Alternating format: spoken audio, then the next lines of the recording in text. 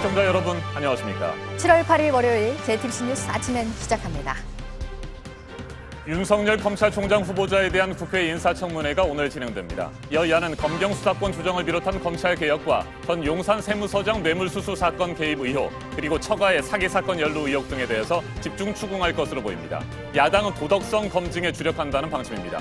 반면 여당은 2013년 국정원 댓글 조작 사건 수사 당시 법무부 장관이었던 황교안 자유한국당 대표의 외압을 제기하면서 역공을 취할 것으로 예상됩니다. 법무부 장관 후보로 전해진 조국 청와대 민정수석이 자신을 둘러싼 의혹에 대해 해명하는 문자 메시지를 일부 의원에게 보낸 것으로 파악되면서 야당들의 비판이 나오고 있습니다. 하지만 조 수석이 이 메시지를 처음 보낸 시기는 법무장관설이 언론에 나오기 전인 것으로 알려졌습니다. 스티븐 비건 미 국무부 대북정책 특별대표와 이도훈 외교부 한반도 평화교섭본부장이 이번 주 유럽에서 만납니다. 미 국무부는 최종적이고 완전하며 검증 가능한 북한 비핵화를 달성하기 위해서 공동의 노력을 진전시키기 위한 것이라고 밝혔습니다. 우리 외교부는 한반도 비핵화를 위한 협력 방안을 논의할 것이라고 설명했습니다. 미국과 탈레반의 평화 협상이 이어지고 있는 가운데 탈레반이 아프간 정부 건물을 겨냥한 폭탄 테러에 나서면서 10여 명이 숨지고 180여 명이 다쳤습니다. 사상자 가운데 60여 명은 인근에서 수업을 듣던 학생들이었습니다. 지난 4일 규모 6.4에 이어 5일 7.1의 강진이 발생한 미국 캘리포니아에서 여진이 계속되고 있습니다. 더 강력한 지진이 일어나지 않을까 우려가 커지고 있는 가운데 미국 지질조사국은 몇 주 안에 규모 7.0 이상의 지진이 추가로 발생할 확률은 1% 미만이라고 밝혔습니다. 3개월 앞당겨서 실시가 된 그리스 총선 출구조사 결과 보수 성향의 신민당이 치프라스 총리가 이끄는 급진 좌파 연합에 압승한 것으로 나타났습니다. 신민당의 승리가 확정이 된다면 4년 반 만에 정권 교체입니다.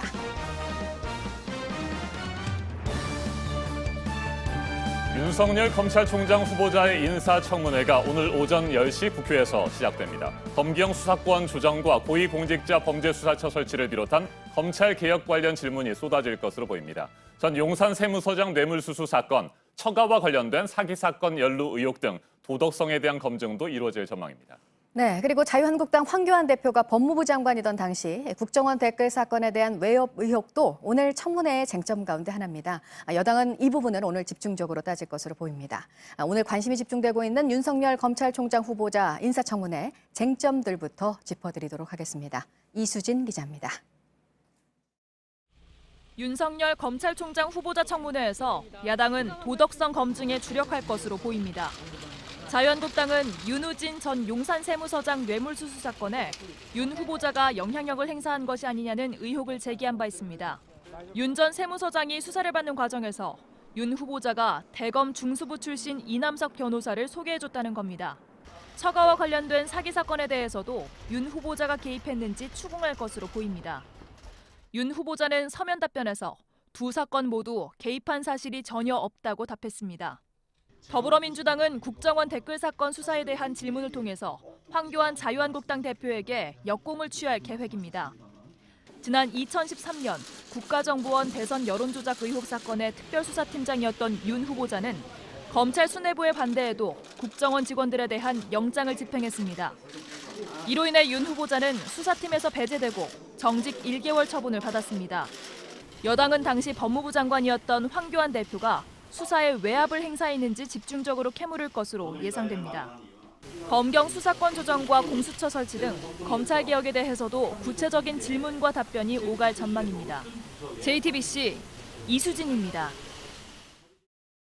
여야 청문위원들은 윤석열 검찰총장 후보자에게 미리 1000개가 넘는 질문을 보내서 답변을 받았습니다. 답변서는 1400페이지가 넘습니다. 윤 후보자가 여러 가지 현안에 대해서 어떤 생각을 갖고 있는지 JTBC 취재진이 답변서를 자세하게 분석해봤습니다. 김필중 기자입니다. 국회가 윤석열 후보자에게 보낸 검찰개혁과 관련된 질문은 크게 세 가지입니다. 먼저 수사권 조정과 공직자 범죄 수사처 설치에 대해 물었습니다. 윤 후보자는 두 질문에 모두 국회의 결정을 존중한다고 했습니다. 하지만 각각 한마디씩 덧붙였습니다. 수사권 조정에는 한치의 시행착오가 있어선 안 된다고 했습니다. 그러면서 국회 논의 과정에서 충실하게 의견을 드리겠다고 했습니다. 공수처에 대해선 부정부패 대응 능력이 줄어들어선 안 된다고 말했습니다. 검찰도 어느 정도 기능을 해야 한다는 취지로 보입니다. 다만 검찰의 직접 수사에 대해선 확실히 줄이겠다는 입장을 보였습니다. 도덕성과 관련한 질문에 대해선 말을 아끼는 편이었습니다. 윤 후보자가 처가의 사건 등에 개입했다는 의혹에 대해 관련한 사실이 없다고 답했습니다. 또 부인의 재산 형성 과정 등에 대한 질문에도 개인의 사생활이 침해될 수 있다고 했습니다. JTBC 김필주입니다. 차기 법무부 장관 후보군에 포함된 조국 청와대 민정수석이 자신과 관련된 의혹들을 해명하는 메시지를 일부 의원에게 보낸 것으로 파악됐습니다. 자유한국당을 비롯한 야당에서는 장관으로 공식 지명도 되기 전에 언론 플레이를 한다며 비판했습니다. 더불어민주당은 법무부 장관설이 보도되기 전에 받은 메시지라는 입장입니다. 심수미 기자가 보도합니다. 최근 민주당 법제사법위원회에 보좌진 수십 명이 있는 단체 채팅방에 조국 청와대 민정수석이 작성한 글이 공유됐습니다. 논문 표절 의혹, 아들의 학교폭력 연루 의혹, 사학 재벌 의혹에 대해 해명하는 내용이었습니다. 조 수석은 지난달 말 유력한 차기 법무부 장관 후보군으로 보도된 바 있습니다. 때문에 야당에서는 청문회를 대비한 언론 플레이라는 비판이 나왔습니다. 민경욱 자유한국당 대변인은 대통령의 공식 지명도 없었는데 김칫국을 마셔도 너무 일찍 마셨다고 했고, 김정화 바른미래당 대변인은 법무부 장관행을 향한 조급증이 빚은 볼썽사나운 모습이라고 평했습니다. 하지만 조 수석이 해당 메시지를 처음 의원들에게 보낸 시기는 법무부 장관설이 보도되기 전인 것으로 알려졌습니다. 여권 관계자는 몇몇 의원들이 언론에서 해당 의혹으로 취재를 하고 있으니 조 수석에게 진위를 알려달라고 했다면서 법무부 장관설 보도 이후 메시지가 확산된 것이라고 설명했습니다. JTBC 심수희입니다. 스티븐 비건 미 국무부 대북정책 특별대표와 이도훈 외교부 한반도 평화교섭 본부장이 이번 주 유럽에서 만납니다. 북한과 미국의 비핵화 실무 협상 재개를 앞두고 관심을 모으고 있습니다. 워싱턴을 연결해서 자세한 소식 알아보겠습니다. 임종주 특파원, 비건 대표의 이번 주 유럽행, 미 국무부가 공식적으로 밝혔군요. 네, 미 국무부는 보도자료를 통해서 스티븐 비건 대북 담당 특별대표가 이번 주 유럽으로 떠난다고 밝혔습니다. 8일과 9일에는 벨기에 브뤼셀을, 이어 10일과 11일에는 독일 베를린을 차례로 방문하는 일정입니다. 비건 대표는 현지 당국은 물론 이도훈 한반도 평화교섭 본부장과도 만날 계획입니다. 우리 외교부도 이 본부장의 독일 방문 계획을 확인했습니다. 네, 비건 대표와 이도훈 본부장의 만남, 목적에 대해서는 한미 양국의 구체적인 설명이 있었습니까? 네, 미 국무부는 FFVD, 즉 최종적이고 완전하고 검증 가능한 북한 비핵화를 달성하기 위해서 공동의 노력을 진전시키기 위한 것이라고 짤막하게 방문 목적을 밝혔습니다. 외교부는 한반도 비핵화를 위한 협력 방안을 논의할 것이라는 입장을 내놨습니다. 그러나 양측 모두 구체적으로 뭘 논의할지는 언급하지 않았습니다. 다만 이달 중순 북미 실무협상 재개를 앞둔 상황이라는 점에서 의제와 장소 등에 대한 논의가 본격적으로 이뤄질 전망입니다. 자, 그렇다면 북한과 미국의 비핵화 실무 협상 재개에 앞서서 한미 양국 간의 사전 조율이 상당 부분 이루어지겠군요. 네, 우선 미국의 대북 상응 조치로 거론되고 있는 인도적 지원과 연락사무소 설치 문제, 또 나아가 금강산 관광이나 개성공단 재개 문제 등이 논의 테이블에 오를지가 관심입니다. 특히 이번 일정 중에 북미 간 직접 접촉이 이뤄질 가능성도 배제할 수는 없습니다. 앞서 하노이 북미 정상회담 직전인 지난 1월에 스웨덴에서 비건 대표와 북한 최선희 외무성 제1부상이 협상을 벌인 적이 있습니다. 네, 임종주 특파원, 미국 대선 관련 여론조사 결과도 좀 짚어보죠. 트럼프 대통령의 지지도가 취임 이후 최고치를 기록하기는 했는데 민주당 후보들과의 양자 대결에서는 열세를 면치 못했다고 들었습니다. 그렇습니까? 네, 워싱턴 포스트와 ABC 방송의 조사 결과인데요. 트럼프 대통령이 지지율 44%로 취임 이후 최고치를 기록했습니다. 경제 분야가 51%로 전체 지지율을 견인한 것으로 나타났습니다. 반면에 절반이 넘는 53%가 지지하지 않는다고 응답했습니다. 또 10명 중 4명꼴로 행동이 대통령답지 못하다고 답했습니다. 민주당 대선 주자와의 1대1 가상 대결에서는 열세를 면치 못했습니다. 조 바이든 전 부통령과의 양자 대결에선 55대 41, 14%포인트 뒤지는 것으로 나타났습니다. 또 카멀라 해리스 상원의원과는 51대 43, 버니 샌더스 상원의원과는 51대 45로 각각 뒤졌습니다. 네, 양자 대결에서 또다시 밀린 트럼프 대통령이 그래서 휴일 아침에 조 바이든 전 부통령을 트위터로 공격했군요. 네, 트럼프 대통령이 바이든 전 부통령을 슬리피 조, 즉 졸린 조라고 지칭하면서 바이든이 분리주의자들과 일했다는 것을 막 시인했다는 내용의 글을 트위터에 올렸습니다. 바이든 전 부통령이 분리주의자를 두둔하는 듯한 발언으로 논란을 빚었다가 결국 사과했는데 이를 꼬집은 것입니다. 앞서 두 사람은 대북 정책을 놓고 서로 악당이다, 엉망이다며 날선 공방을 벌인 바 있습니다. 이를 놓고 바이든이 트럼프를 직접 상대하는 쪽으로 대선 전략을 세웠고 트럼프는 이에 맞서서 초반 기선제압에 나섰다는 해석이 나오고 있습니다. 지금까지 워싱턴에서 JTBC 임종주입니다. 일본 아베 총리가 방송을 통해 우리 정부를 또다시 공격했습니다. 한국이 강제징용과 관련해 약속을 지키지 않는 것을 보면 대북 제재도 제대로 지키지 않을 것이라고 주장했습니다. 경제 보복의 명분을 만들기 위해서 북핵 문제까지 끌어들인 것으로 보입니다. 성문규 기자가 보도합니다. 문제의 발언은 참의원 선거를 앞둔 여야 정당 대표의 방송 토론회에서 나왔습니다. 아베 총리는 한국이 대북 제재를 지키고 있다. 북한에 대해 제대로 무역 관리를 하고 있다고 말하지만 자신은 그렇게 생각하지 않는다는 취지로 말했습니다. 강제징용과 관련해 약속을 지키지 않는다며 대북 무역 관리도 지키지 않을 것이라고 주장한 겁니다. 우리나라에 대한 경제 보복 조치에 북한 문제를 끌어들여 명분을 쌓으려는 발언으로 풀이됩니다. 앞서 일본 정부는 반도체에 들어가는 세계 품목에 대한 수출 절차를 까다롭게 하면서 두 가지 이유를 들었습니다. 첫 번째 이유로는 강제징용 판결을 거론하면서도 두 번째 이유인 수출과 관련한 부적절한 사안에 대해서는 그동안 구체적인 설명이 없었습니다. 아베 총리의 이번 발언은 이른바 부적절한 사안이 북한과 관련이 있다는 점을 주장한 것으로 보입니다.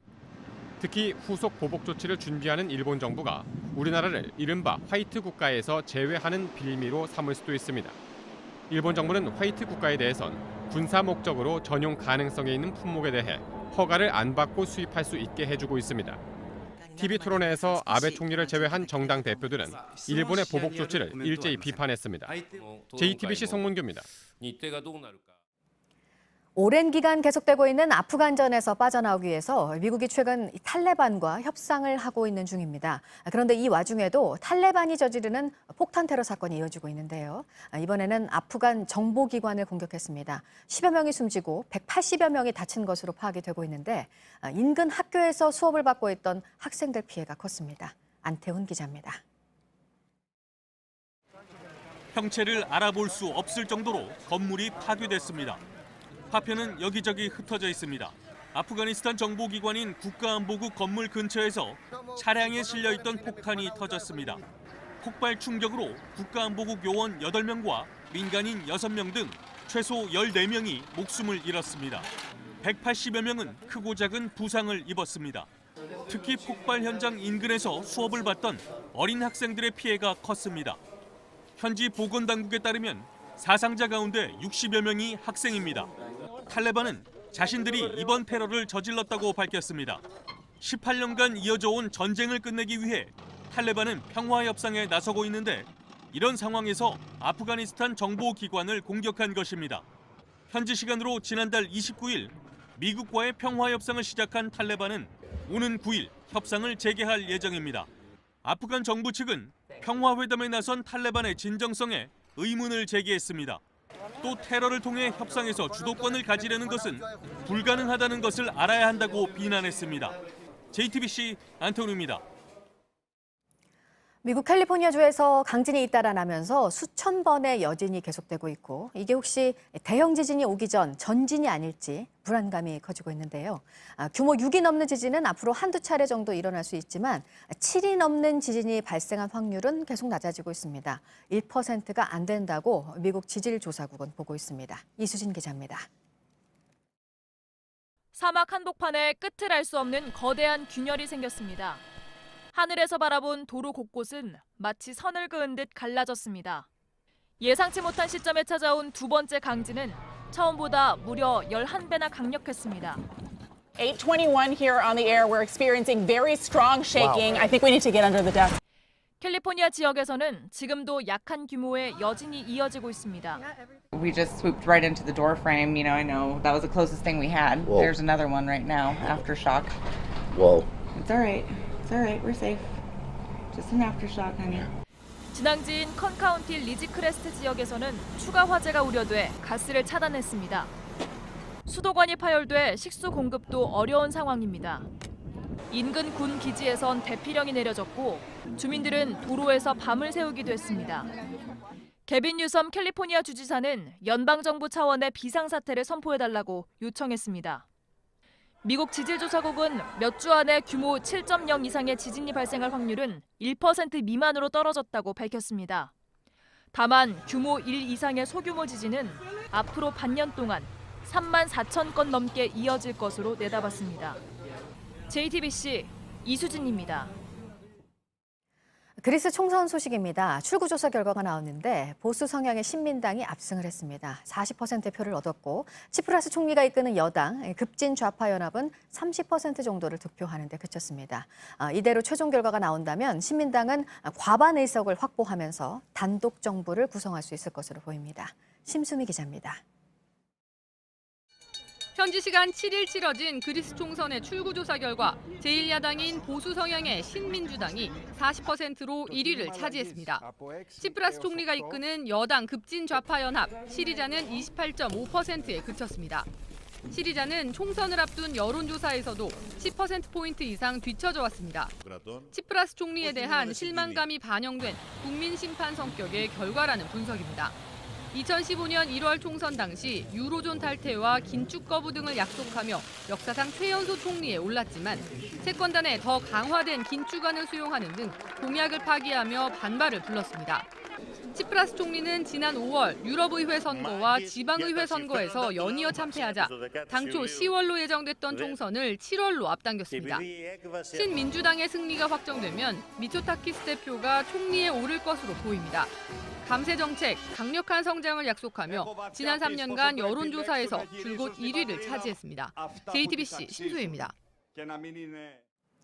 네, 오늘 아침에 들어온 소식 가운데 몇 가지 좀 정리를 해드리도록 하겠습니다. 캘리포니아에서 강진이 계속되고 있어서 불안감이 커지고 있지만 더 큰 지진 확률은 낮다는 소식 앞서 전해드렸는데 지진 소식이 또 하나 있습니다. 불의 고리로 불리는 환태평양 조산대에 속해 있는 인도네시아에서인데요. 지난해 지진과 해일로 수천 명의 피해를 냈던 술라웨시 섬 북동쪽 해상에서였습니다. 보도 연결해서 알아보도록 하겠습니다. 지금 규모가 7에 가깝습니다. 정확히 어디서 발생한 지진입니까? 네, 인도네시아 현지 시간으로 7일 오후 10시 8분쯤에 발생했습니다. 우리 시간으로는 오늘 새벽인데요. 규모 6.9의 지진이 발생했습니다. 진앙은 인도네시아 몰루카의 테르나테 섬 남서쪽 129km 지점이며 이 진원의 깊이는 24.9km로 알려졌습니다. 인도네시아 당국은 즉각 쓰나미 조기 경보를 발령하고 주민들을 대피시켰습니다. 아직까지 공식적인 피해 규모나 또 부상자 수 등이 보고되지는 않고 있습니다. 쓰나미는 바다 밑에서 일어나는 지진이나 화산 폭발 때문에 해수면에 갑작스럽게 발생하는 큰 파도를 가리키는데요. 불의 고리로 불리는 환태평양 조산대에 자리한 인도네시아에는 120여 개의 활화산이 있어서 화산 분화와 지진이 자주 발생합니다. 지난해 12월에도 인도네시아 순다 해협에서 3m가 넘는 쓰나미가 발생해서 280명이 숨지고 1000여 명이 다쳤습니다. 네, 그리고 핵 합의에서 계속 벗어나려고 하고 있는 이란 소식도 있습니다. 이 우라늄 농축 한도를 높이겠다는 거죠. 그 합의 당사국들을 포함해서 국제사회의 경고가 나오고 있죠? 네, 유럽연합의 대외관계청 마야 코치안치치 대변인은 이란 발표에 대해서 매우 우려한다면서 우리는 이란의 핵 합의를 훼손하는 추가 조치를 취하지 말 것을 촉구해왔다고 밝혔습니다. 또 유엔 안전보장 이사회 상임이사국인 영국과 프랑스도 이란의 핵 합의 위반 행위를 즉각 중단할 것을 요구했습니다. 또 독일 외교부도 이란이 핵 합의에 어긋나는 모든 활동을 중단할 것을 촉구하면서 다른 핵 합의 당사국들과 향후 조치에 대해서 논의할 것이라고 밝혔습니다. 앞서 이란 원자력청은 현지 시간 7일에 기자회견을 열어서 핵 합의에서 제한한 농도 3.67% 이상으로 우라늄을 농축하겠다고 밝혔습니다. 이에 대해서 미국도 조금 전에 반응을 내놨는데요. 마이크 폼페이오 미 국무장관은 트위터를 통해 이란의 최근 핵 프로그램 확대는 추가적인 고립과 또 제재들을 이어지게 될 것이라며 추가 제재를 경고했습니다. 지금까지 보도국에서 JTBC 이재승입니다.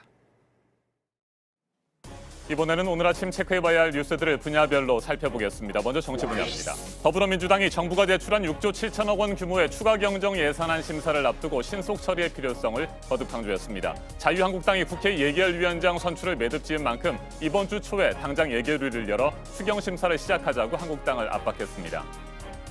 북한 목선의 삼척항 입항 사건으로 군 경계 태세에 대한 비판이 거셌죠. 이에 대해 군 당국이 북방 한계선 NLL 일대에 대한 해상 경계를 강화하기로 했습니다. NLL 일대 중대형 함 한 척을 추가로 배치하고 해상 초계기와 해상 작전 헬기 초계 횟수를 늘리는 조치를 진행하고 있다고 국방부가 밝혔습니다.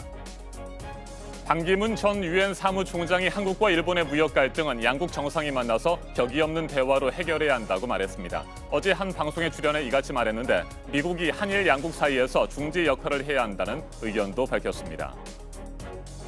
지난해 우리나라 국내 총생산 GDP 규모는 전해와 마찬가지로 세계 12위를 유지했고 국민들의 생활 수준과 밀접한 지표인 1인당 국민 총소득 GNI는 한 계단 오른 30위였습니다.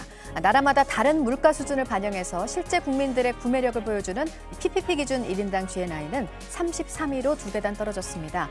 다른 나라보다 소비자 물가 상승률이 상대적으로 높았기 때문인 것으로 보입니다. 도시가스 요금이 오늘부터 서울시 소매 요금 기준으로 평균 4.5% 올라갑니다.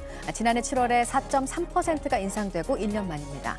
서울시 기준으로 구체적으로 계산을 좀 해드리면 가구당 월 35,600원가량에서 37,000원가량으로 한 달에 1,300원 정도가 오를 것으로 예상되고 있습니다. 일본의 경제 보복에 대해 우리 정부 움직임이 빨라지고 있습니다. 재계 총수들도 움직이고 있는데요. 이재용 삼성전자 부회장은 어제 저녁 일본으로 갔습니다. 반도체 소재 재고가 얼마 남지 않아서 긴급 출국을 한 것으로 알려졌습니다. 일본 현지 경제인들과 만나서 직접 대책을 논의할 것으로 보입니다. 계속해서 사회 분야 뉴스입니다. 어제 오후 5시 반쯤 인천 승봉도의 한 식당에서 해산물을 먹은 관광객 15명이 집단 식중독 의심 증세를 보여 보건당국이 조사에 나섰습니다. 물회와 해물 칼국수를 먹은 뒤 구토와 설사를 한 것으로 알려졌는데 해산물이 원인으로 추정됩니다. 어제 오후 5시쯤 경기도 고양시의 한 도로를 달리던 시내버스에서 불이 났습니다. 버스 앞쪽이 불에 타면서 50대 운전기사가 연기를 들이마셔 병원으로 옮겨졌고 승객들은 무사히 대피했습니다. 소방당국은 운전석 부근에서 불이 시작된 것으로 보고 정확한 화재 원인을 조사하고 있습니다. 어제 오후 1시쯤 전북 김제시의 한 상가에서 불이 났습니다. 음식점과 꽃집 등 상점 6개가 불에 탔는데 손님들이 신속하게 대피해 인명피해는 없었습니다. 한국과 일본 두 나라 사이에 싸늘한 바람이 불고 있지만 지난 주말과 휴일 이틀 동안 일본에서 콘서트를 연 방탄소년단의 인기는 뜨거웠습니다. 10만 석을 꽉 채우고 성황리에 끝났습니다. 이번 주 토요일과 일요일에 시즈오카에서 열릴 콘서트도 전석 매진이 됐습니다. 김희정 작가의 동백꽃, 봄봄을 포함해서 단편을 실은 소설집 3권이 활판 인쇄로 나왔습니다. 활자 하나하나를 사람의 손으로 직접 뽑아내서 만들었습니다. 3년이 걸렸다고 합니다. 1992년에 나온 애니메이션을 실사 영화로 옮긴 영화 알라딘을 900만 명이 넘는 관객들이 봤습니다. 개봉 46일째 세운 기록입니다. 역대 외화 흥행 순위로는 현재 8위입니다. 정의당의 새 당대표를 뽑는 선거 투표가 오늘부터 시작이 됩니다. 심상정 의원과 양경규 전 전국민주노동조합 총연맹 부위원장 2파전으로 치러집니다. 온라인과 현장 투표 등으로 진행이 되고 이번 주 토요일 저녁 당대표가 발표가 됩니다. 전국 우정노조가 사상 처음으로 총파업에 나설지 오늘 노조가 결정을 합니다. 인력 증원, 주 5일제 시행 등을 놓고 주말 동안 우정사업본부 또 정부와 교섭을 했고 여기서 나온 접점을 바탕으로 총파업을 철회할 것이라는 전망도 지금 나오고 있습니다. 자율형 사립고 재지정 평가에서 탈락을 한 전주 상산고에 대해서 청문회가 오늘 진행이 됩니다. 학교 측의 의견을 듣는 절차인데요. 비공개입니다. 전북교육청은 오늘 나온 의견 등을 교육부에 전달해서 동의를 얻고 자사고 취소를 결정할 방침입니다. 주목할 만한 분야별 뉴스들 체크해드렸습니다. 이어서 기상정보입니다. 중서부 지방을 중심으로 더위의 기세가 강합니다. 현재 수도권과 강원 영서, 충청도에는 폭염주의보가 발효 중이고 오늘도 30도를 웃도는 강한 더위가 이어지겠습니다. 곳곳 비와 소나기 소식이 있습니다. 남해안과 제주는 낮까지 이어지겠고요. 동해안에도 밤까지 가끔 비 소식이 있습니다. 오후에는 내륙 곳곳에 소나기가 지나겠습니다. 비의 양은 많지 않습니다. 최대 20mm 정도에 그치겠고요. 다만 소나기가 내리는 지역에서 돌풍이 불고 천둥 번개가 칠 수 있어서 유의하셔야겠습니다. 오늘 낮 기온은 서울이 32도, 광주 28도, 대구는 26도로 중서부를 제외한 지역은 더위가 쉬어가겠습니다. 북한은 평양과 해주, 개성이 30도, 중강이 31도까지 오르겠습니다. 더위는 내일까지 이어지다가 모레 수요일 전국에 장맛비가 쏟아지면서 한숨 돌리겠습니다. 기상정보였습니다.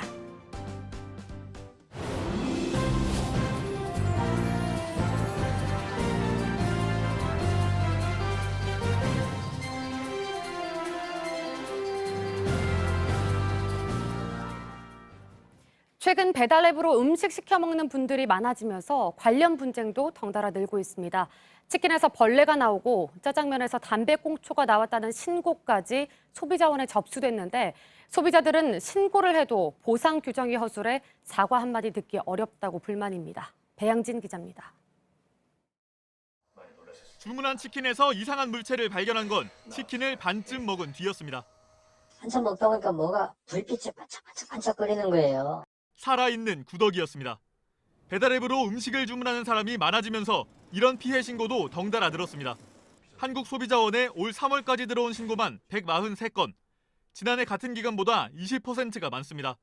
짜장면에서 담배꽁초가 나오는 등 음식에 이물질이 들었다는 신고가 19건으로 가장 많았고 상한 음식을 먹고 탈이 났다는 신고는 16건, 음식 상태가 이상하다는 신고도 13건이었습니다.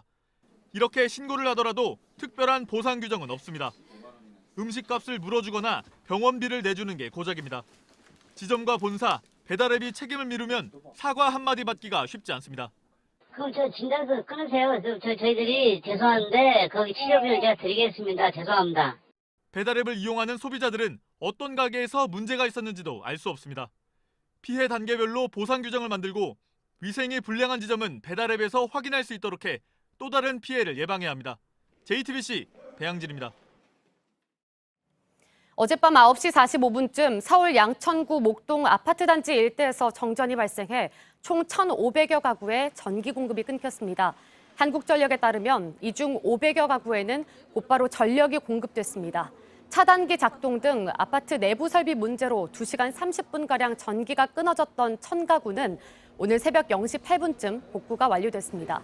한국전력 측은 정전이 발생한 원인에 대해 파악 중이라고 밝혔습니다.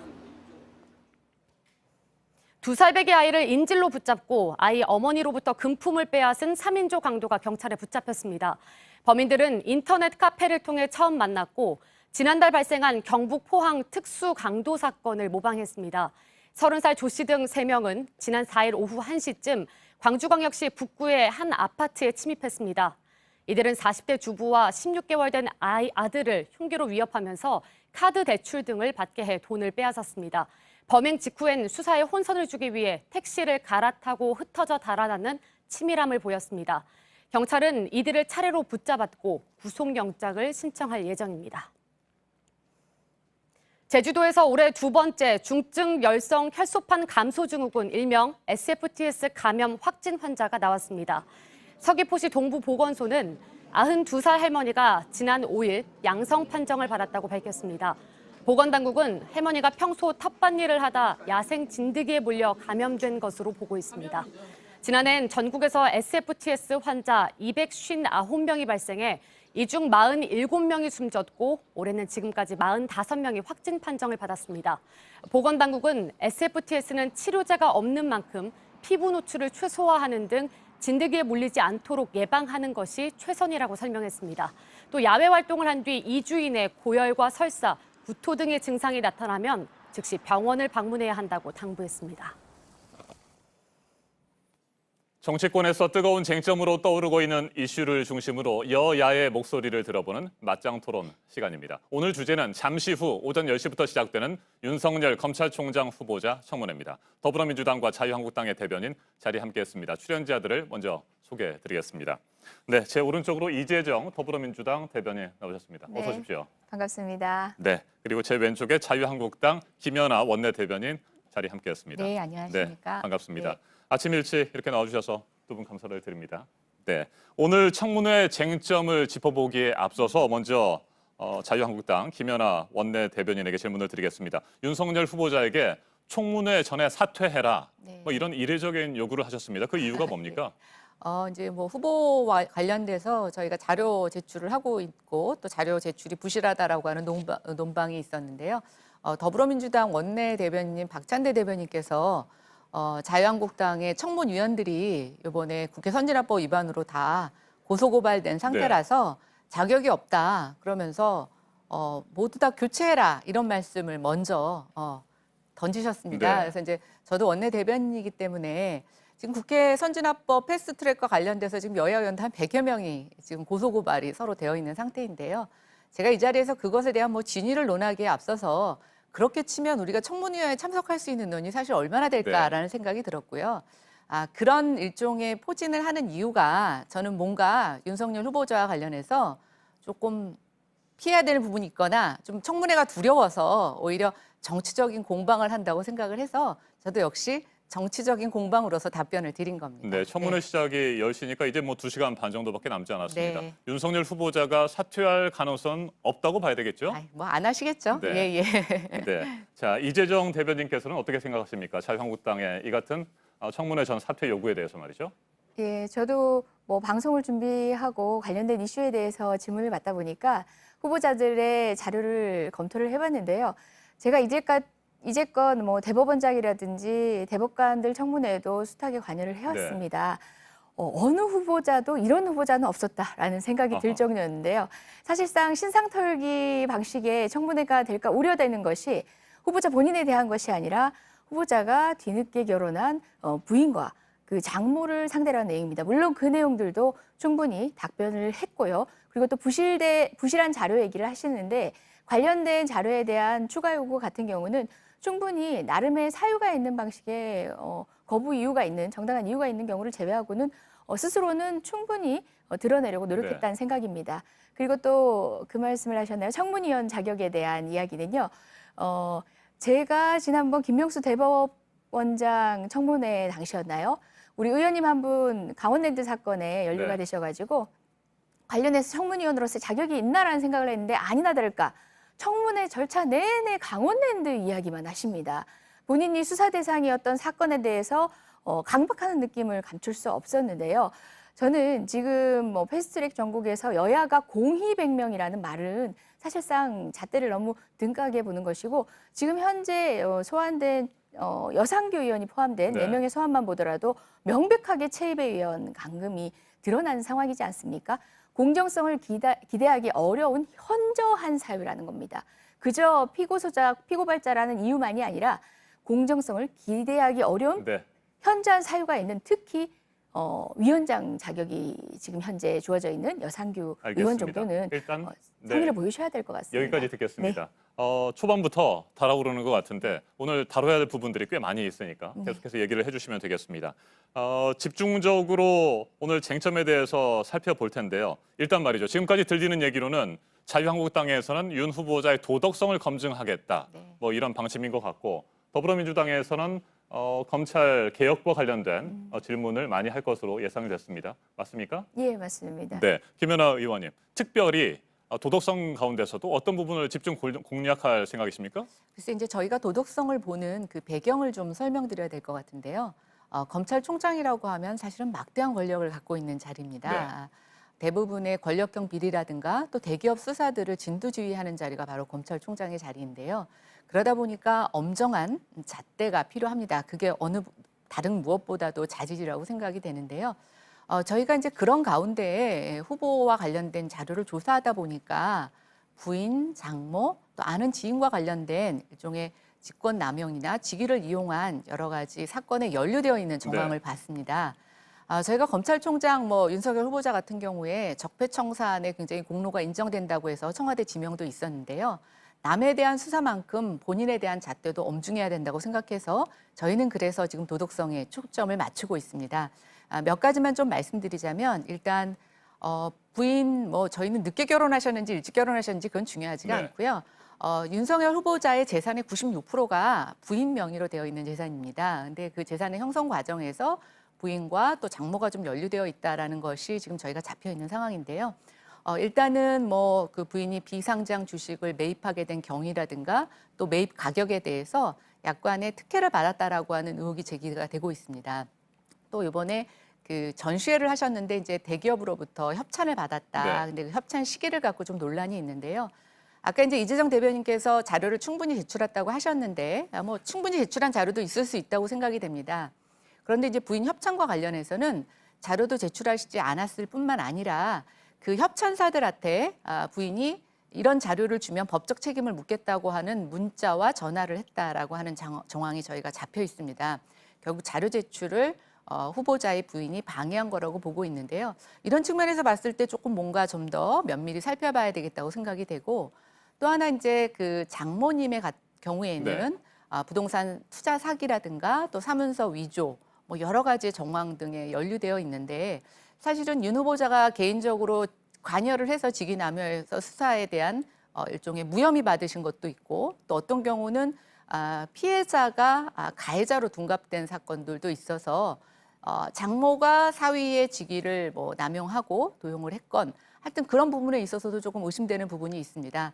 아까 말씀드린 것처럼 이 의혹에 대해서는 사실 무근인지 또 사실 여부를 저희가 판단해 봐야 되는데 이걸 개인의 어떤 가족을 건드리는 문제라고 보실 게 아니라 검찰총장은 그만큼 자신에게 있어도 엄격한 잣대를 적용해야 된다라고 생각이 되고 그런 측면에 있어서 이번 검증이 그런 것들을 좀 윤 후보자에 대한 것들을 판단할 수 있는 좋은 계기가 되지 않을까 생각합니다. 알겠습니다. 이재정 대변인, 자유한국당의 이 같은 도덕성 검증 전략에 대해서 어떻게 평가하십니까?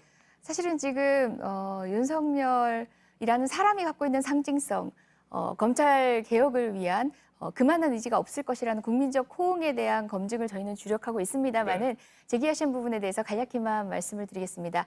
일단 부부 재산에 있어서 결혼 전에 가지고 있었던 재산은 특유 재산이라고 해서 별도로 그 형성 자체, 그 규모 자체를 비난하는 방식으로 갈 수는 없습니다. 다만 말씀하신 대로 특정 의혹이 만약에 후보자의 관여로 이루어졌거나 후보자가 관여하는 상태에서 이루어졌더라면 그 문제는 도덕성의 문제가 될 수 있겠습니다만은 말씀하셨던 비상장 주식 같은 경우도요. 인수 당시에 윤석열 수사팀장으로서 최순실 게이트 사건을 수사하느라 여념 없었고 그리고 그 인수 자체가 문제가 있었느냐에 대해서도 사실과 다릅니다. 특히 그 인수 계약은 관련해서 인수 계약을 취소시켰고요. 심지어 그 전에 인수했던 내용까지도 모두 매각을 하는 등 사실상 윤석열 후보자에게 비난을 가할 수 있는 이유가 되지 않고요. 장모님이 수탁에 투자를 하셨던 것 사실 자체는 사실입니다. 하지만 수많은 사기의 피해자였고요. 지금 가해자와 피해자가 뒤바뀌었다라는 것인데 그거는 그 사건의 유죄를 받은 그분의 끊임없는 문제 제기를 통해서도 알 수 있지만 사실상 윤석열 후보자에게 비난을 돌릴 수 없는 것까지도 끌어들이고 있습니다.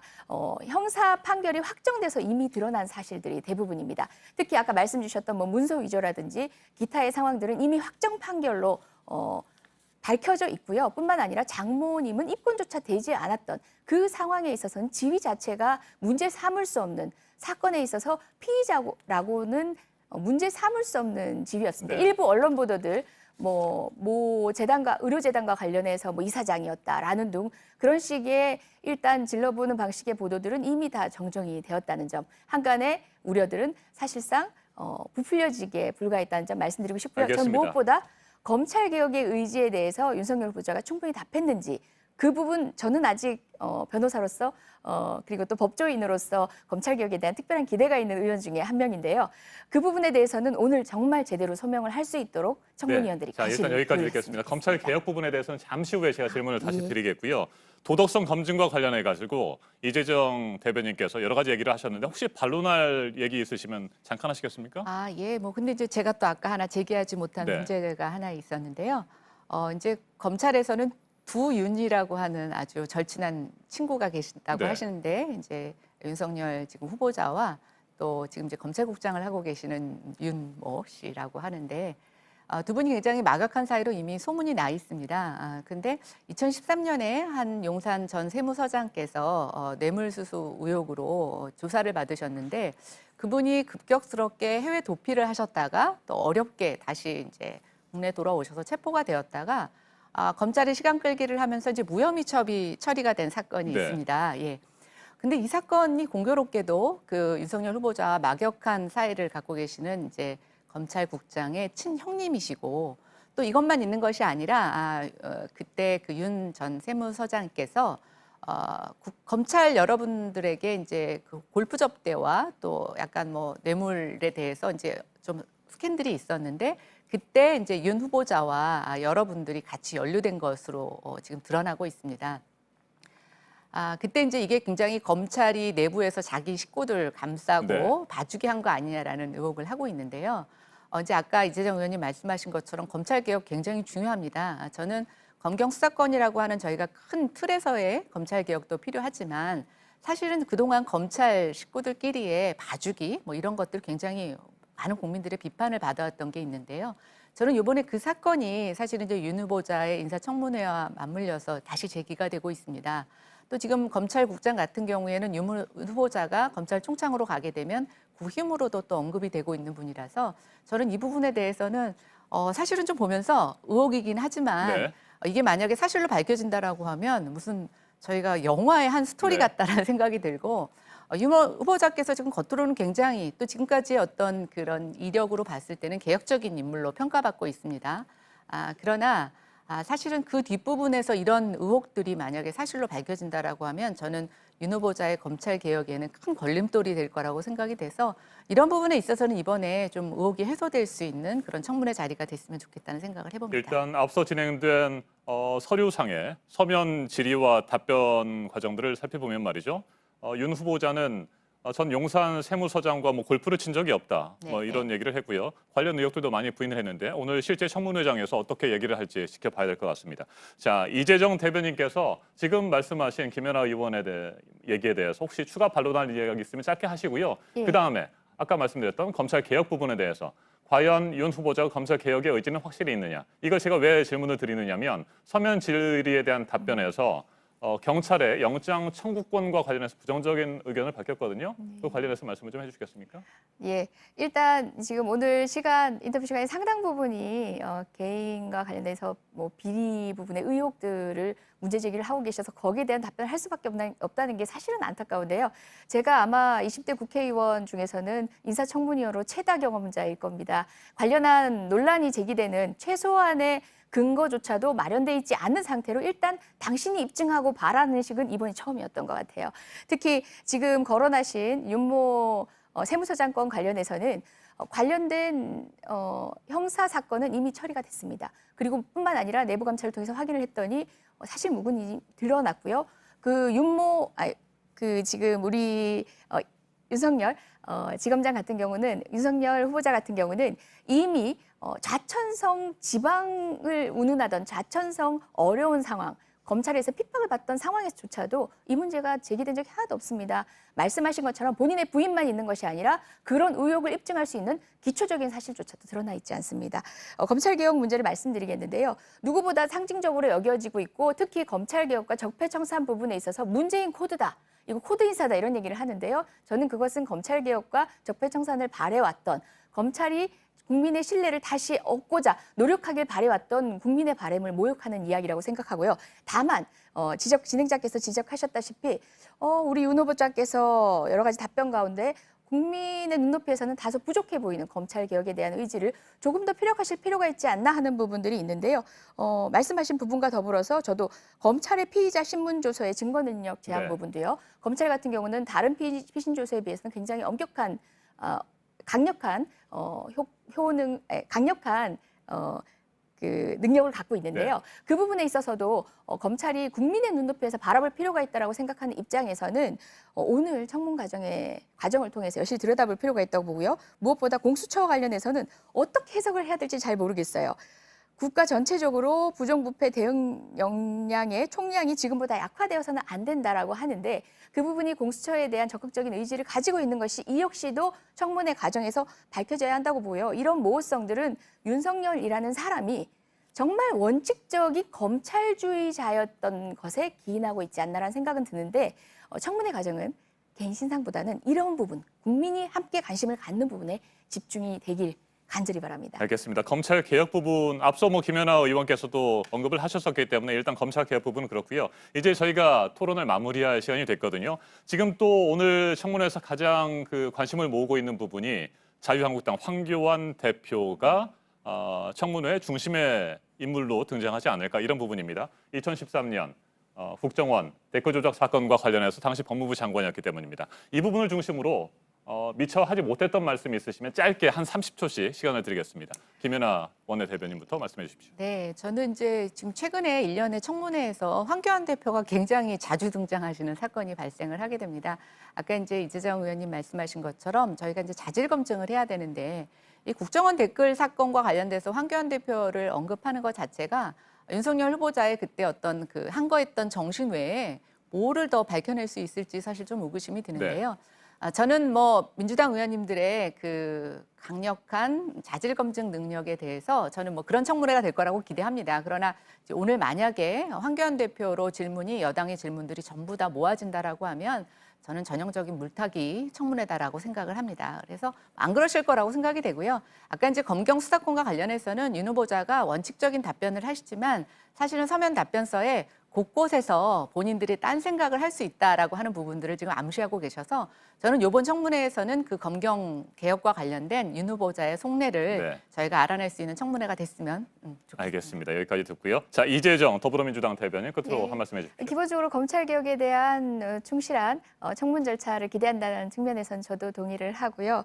그리고 황교안 대표가 소환될 수밖에 없는 기본적인 역사적 배경을 가지고 있는 게 박근혜 정권 당시 법무장관에서 총리까지 하셨던 분이고 특히 윤석열 후보자가 2013년 댓글 사건 관련한 외압 의혹과 관련해서 국회에 나와서 황교안 당시 법무부 장관도 무관하지 않다라고 이야기한 만큼 관련된 이야기가 언급될 수밖에 없는 상황이긴 합니다. 다만 지적하신 대로 여러 가지 사안들에 대해서 살펴볼 필요가 있는데도 불구하고 이거 하나로 블랙홀이 되어서는 안 된다는 생각은 저도 똑같습니다. 알겠습니다. 여기까지 듣겠습니다. 오늘 오전 10시에 시작이 됩니다. 윤석열 검찰총장 후보자의 국회 청문회 저희 JTBC에서도 생중계로 전해드릴 예정입니다. 시청자 여러분께서도 함께 지켜보시면 좋을 것 같습니다. 오늘 두 분 말씀 잘 들었습니다. 다음 주에 더 열띤 이슈, 쟁점을 가지고 만나 뵙겠습니다. 오늘 말씀 잘 들었습니다. 감사합니다. 네, 고맙습니다. 네, 감사합니다.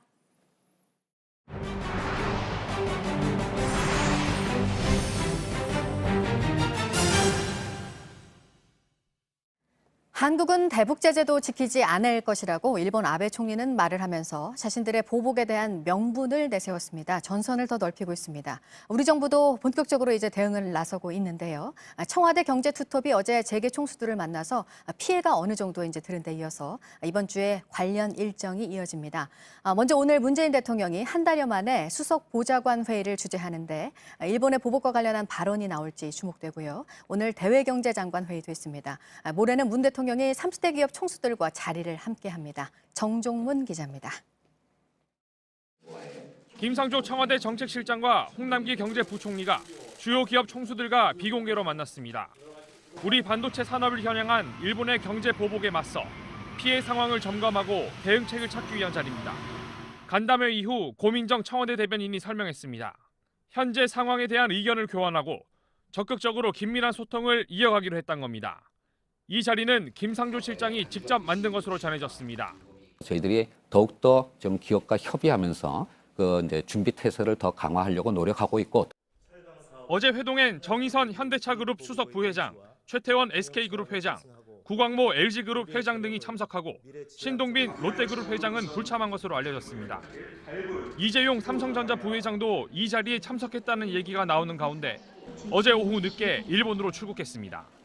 여당인 더불어민주당은 특별위원회를 구성하고 국회 차원에서 일본의 보복 조치에 대한 대응 방안을 마련키로 했습니다. JTBC 정종문입니다.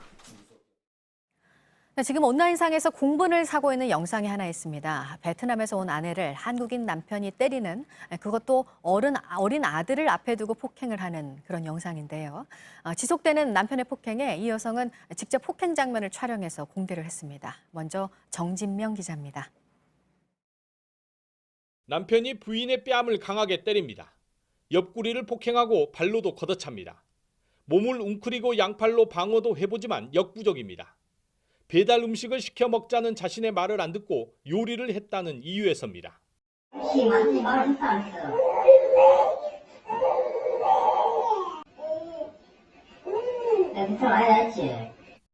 옆에 있던 아이는 아빠의 손을 비껴맞고 큰 소리로 울다 도망갑니다. 그런데 이런 폭행은 처음이 아니었습니다. 지난달엔 차 안에서 남편 김 씨가 휘두른 유리그릇에 맞았다고 합니다. 한국어가 서툴러 답답하다며 때린 겁니다. 한국말 잘 못 알아듣는다. 물건 가져오라는데 어머니가 가져온다. 다 베트남 얘기하냐 뭐 이런 것 때문에. 참다 못한 부인 A씨는 지난 4일 아이 가방에 휴대전화기를 넣었습니다. 자신이 맞는 장면을 촬영해 지인에게 공개한 겁니다. A씨와 김모 씨는 3년 전 만나 올해 초 혼인신고를 마치고 한 달 전부터 함께 살았습니다. 이웃 주민들도 이런 상황을 몰랐습니다. 다른데 이사 왔어요. 엄마는 계속 웃어. 그 다른 분은 모르겠어. 경찰은 A씨의 치료를 돕는 한편 2살 배기 아들과 함께 쉼터에서 보호하고 있습니다. 긴급 체포한 남편 김 씨에 대해선 구속영장을 신청했습니다. JTBC 정진명입니다. 네, 이 영상을 계기로 해서 한국에 온 이주 여성들의 가정폭력 문제 다시 한번 불거지고 있습니다. 이들이 당하는 폭력은 바깥으로 드러나기가 쉽지가 않습니다. 기댈 곳이 거의 없습니다. 이어서 배승주 기자입니다. 한국에서 결혼 생활을 하는 이주 여성과 가족이 울분을 토합니다. 가정폭력! NO! 베트남어와 중국어 등 여러 나라 말로 팻말은 모두 같은 뜻입니다. 사람답게 살고 싶다. 이들이 모인 곳은 경남 양산. 지난해 12월 이곳에서 필리핀 출신 이주 여성이 살해됐습니다. 집에서 남편이 휘두른 흉기에 수차례 찔린 겁니다. 여성은 한국에서 7년 동안 살았지만 철저히 고립됐다고 합니다. 직장 동료분들 말로는 뭐 약간 좀 다툼이 있고 뭐 제가 사이가 안 좋다 뭐 이 정도? 우리야 모르지 아예. 시신을 고향 필리핀으로 운구할 돈도 모자라 지자체가 선검에 나섰고 가까스로 고향에서 장례를 치렀습니다.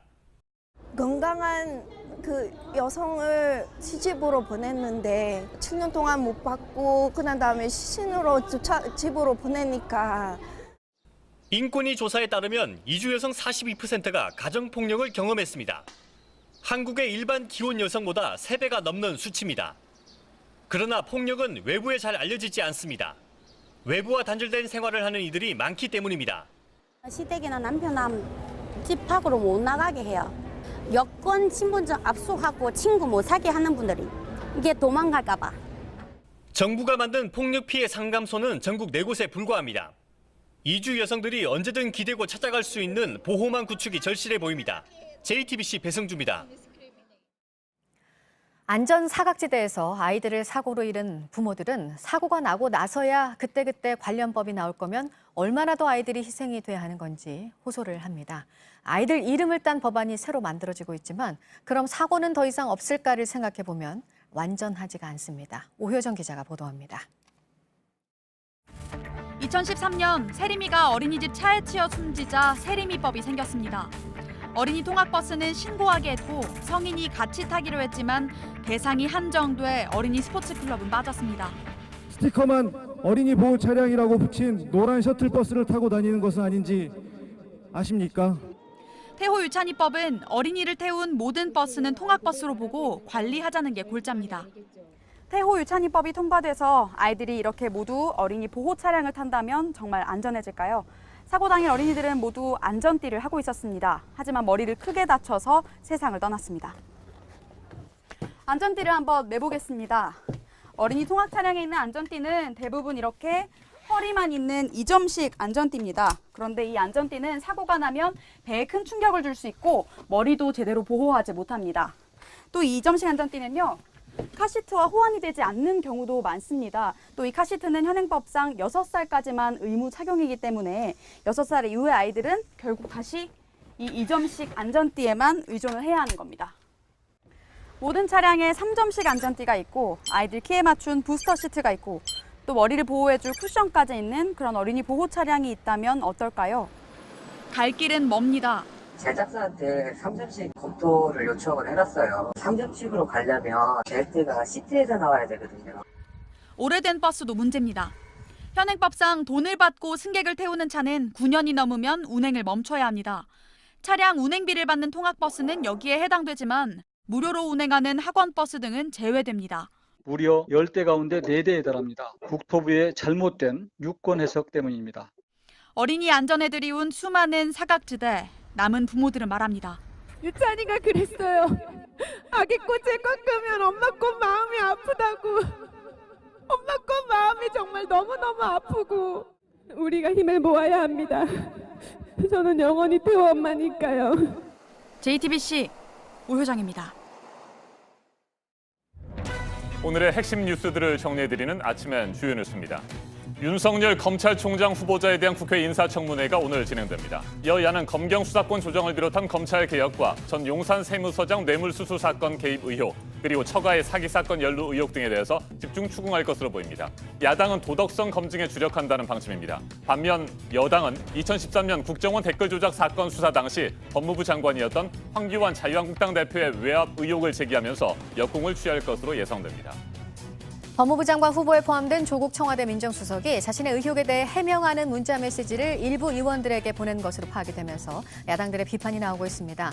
주 소속이 이 메시지를 처음 보낸 시기는 법무장관설이 언론에 나오기 전인 것으로 알려졌습니다.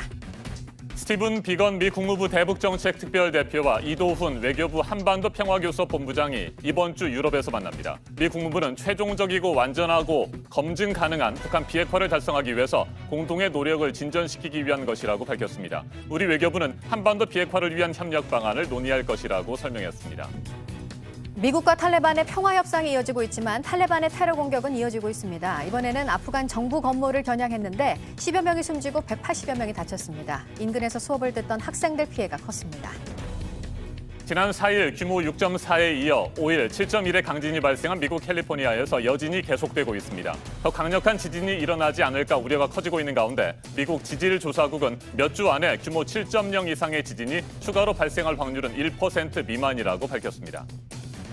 3개월 앞당겨서 실시된 그리스 총선 출구조사 결과 보수 성향의 신민당이 치프라스 총리가 이끄는 급진 좌파 연합에 압승한 것으로 나타났습니다. 신민당은 과반 의석을 확보해서 단독으로 정부를 구성할 수 있을 것으로 보입니다.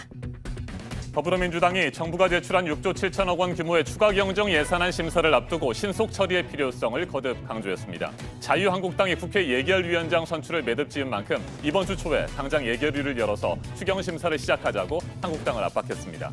지난해 우리나라 국내 총생산 GDP 규모는 세계 12위를 유지했고 1인당 국민 총소득 GNI는 한 계단 오른 30위였습니다. 실제 국민들의 구매력을 보여주는 PPP 기준 1인당 GNI는 33위로 2계단 떨어졌습니다.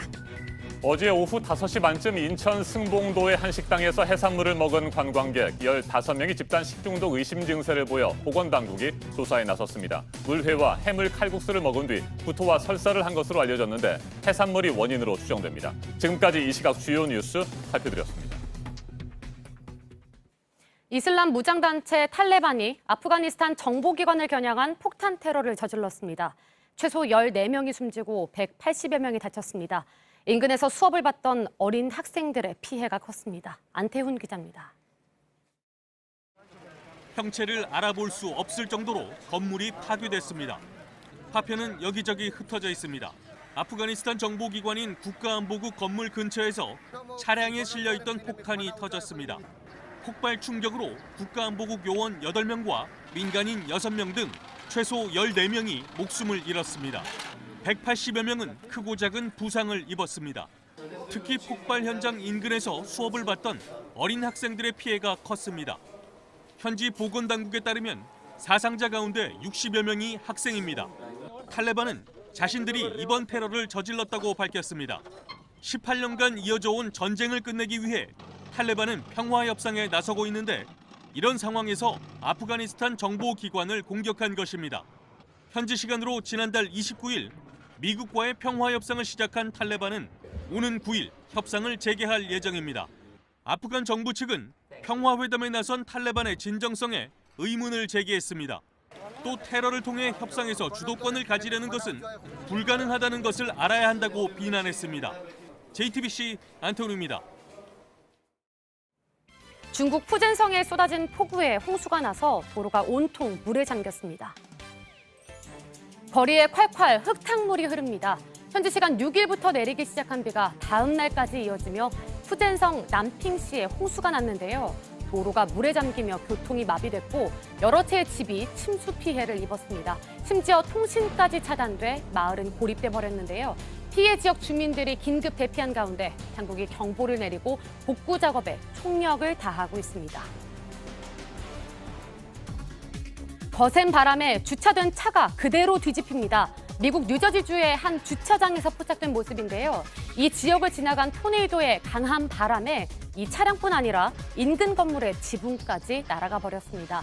토네이도는 금방 소멸됐다고 하는데요. 천만다행으로 다친 사람은 없었다고 합니다.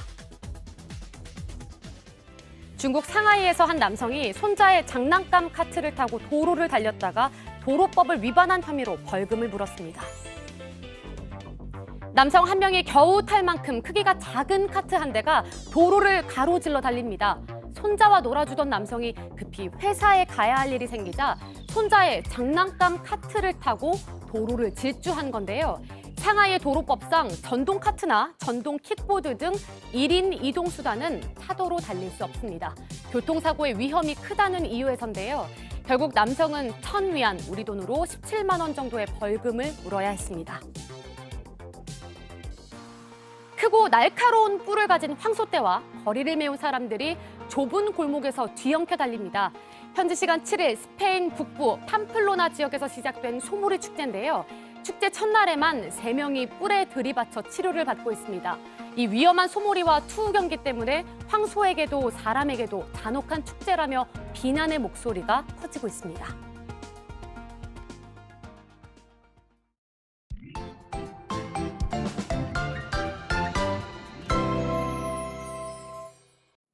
네, 주말과 휴일 35도 안팎의 때이른 무더위 때문에 고생 많으셨죠. 오늘도 더위가 기승을 부릴 것으로 보입니다. 자세한 날씨와 기상 정보 알아보겠습니다.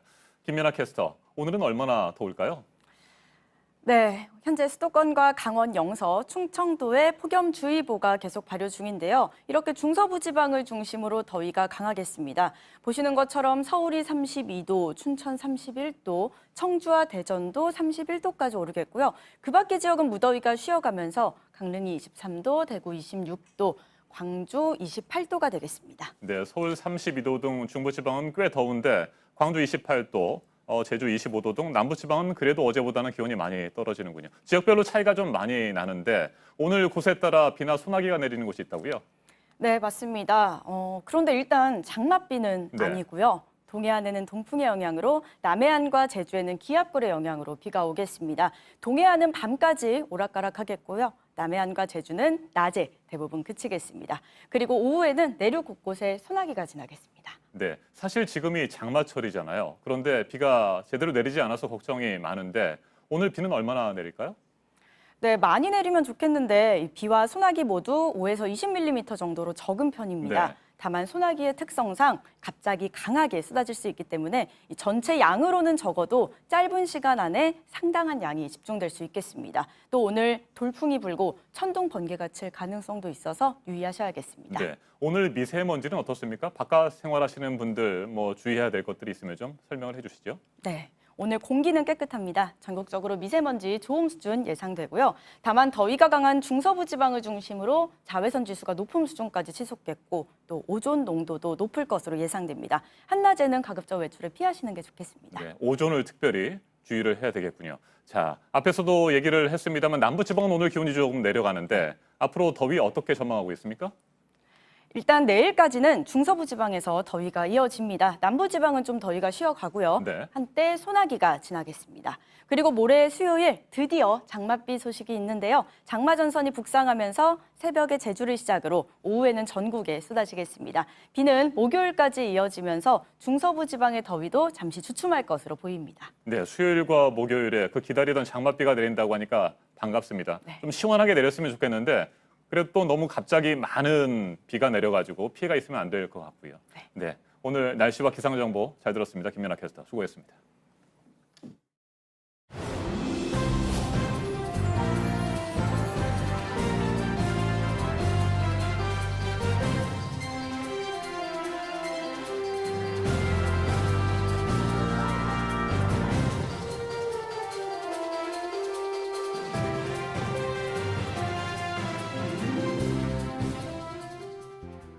네, 오늘 아침에 새로 들어온 소식 다시 한번 살펴보도록 하겠습니다. 국내에서 베트남에서 온 여성이 남편에게 폭행을 당하는 영상을 보고 지금 대책을 촉구하는 목소리가 다시 한번 높아지고 있다는 소식 전해드렸었습니다.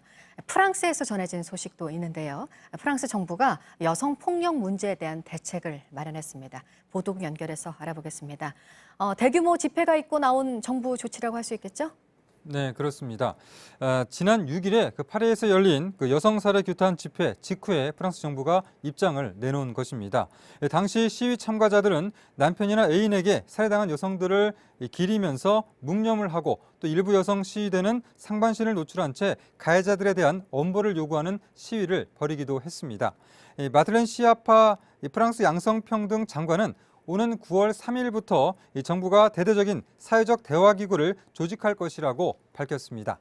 2017년에만 프랑스에서 130명의 여성이 남편이나 또 파트너에 의해 목숨을 잃었고 올해도 75명의 여성이 숨진 상황입니다.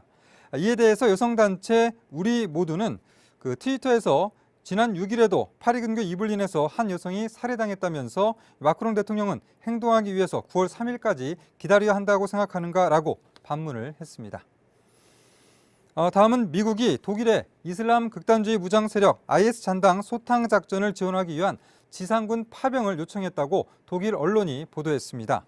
앞서 트럼프 대통령은 지난해 12월에 시리아 북동부에서 미군 2,000명 전원을 철수시키려고 했다가 400명만 잔류시키겠다고 한 발 물러났고 이후에 반 IS 동맹에 참여한 80개국에 대해서 추가 지원을 요청해 왔습니다. 네, 그리고 LA 다저스의 류현진 선수 올스타전에서도 등번호 99번을 달 거라고요? 네, 그렇습니다. 류현진은 오늘 LA에서 열리는 홈 경기를 앞두고 올스타전에 나서는 다저스 식구들과 함께 포즈를 취했는데요. 류현진은 LA 다저스에서와 같은 등번호인 99번이 새겨진 유니폼을 들고 미소를 지었습니다. 류현진은 올 시즌 전반기에 10승 2패, 평균 자책점 1.73에 눈부신 활약을 펼쳤습니다. 오늘 현재 기준으로 메이저리그에서 규정 이닝을 던진 투수 중에 유일하게 1점대 평균 자책점을 기록했고 또 내셔널리그 최다승 공동 선두를 달리고 있습니다.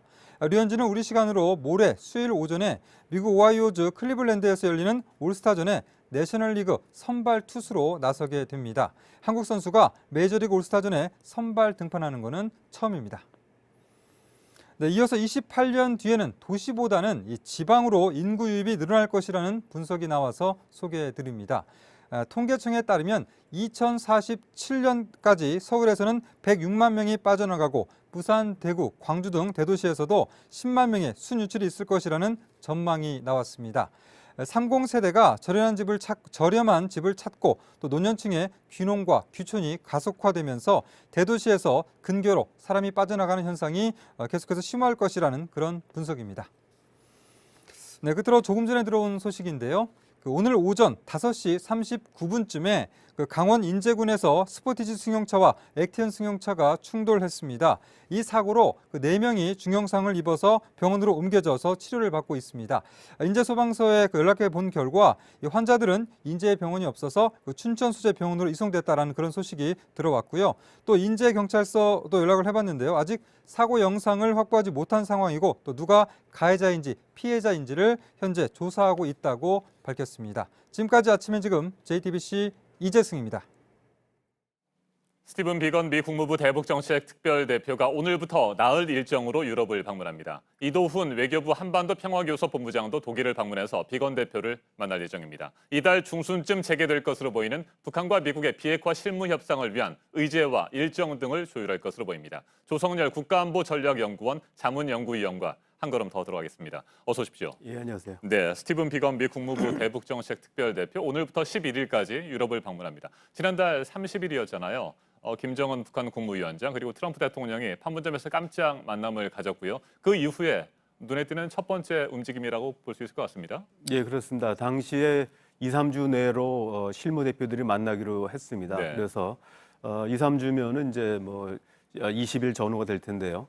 이번에는 이제 한미 간의 의견 조율을 위해서 이번에 독일을 방문하는 것 같습니다. 네, 독일에서 이도훈 외교부 한반도 평화교섭 본부장과 만나게 되는데 구체적으로 실무 협상을 앞두고 북한과 미국의 실무 협상을 앞두고 우리와 사전 의전 조율을 하는 그런 작업들이 이루어진다고 보면 되겠습니까? 예, 이제 형식적으로 본다면 이제 비건 대표가 독일과 벨기에를 방문하는 기회가 있었고요. 또 마침 안보리 비상임이사국인 독일이 우리 이도훈 본부장을 초청을 했기 때문에 그 시기에 맞춰가지고 한미 간의 의견 조율을 하는 것 같고요. 특히 이제 실무회담에 앞서서 일종의 한미 워킹그룹이 가동된다 이렇게 볼 수 있을 것 같습니다. 네, 최근 미국 언론에서 보도를 해서 계속해서 관심을 모으고 있는 쟁점이 있습니다. 미국이 핵 동결을 지향한다.